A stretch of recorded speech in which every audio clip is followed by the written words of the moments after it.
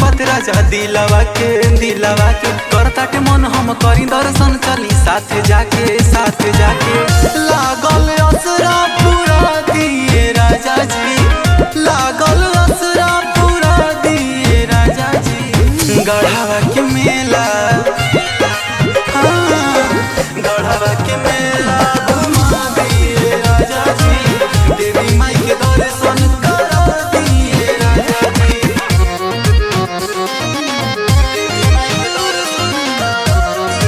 Music by अमर विश्वकर्मा।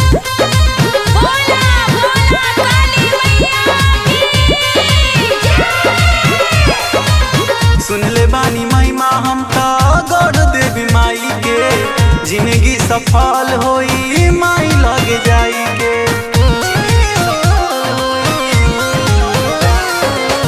दोनों साथ कइल जाए नौमी के पूजना, माइये से मांगल जाई सुनर ललनामा। आइम कहिया घरे ई बता दिए राजा जी, आइम कहिया घरे ई बता दिए राजा जी।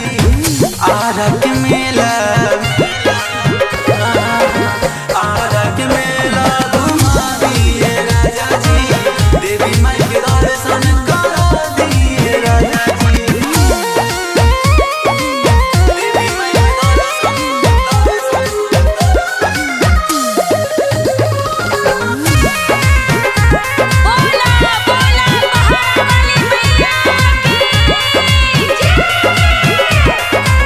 होके तैयारी लागल गौवा जवार में, हम तय बानी पिया तोहर इंतजार में।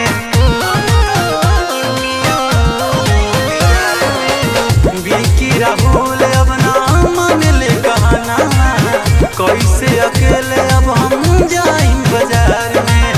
हमारा के अब ना सताइए राजा जी, हमारा के अब ना सताइए राजा जी। पटना के मेला,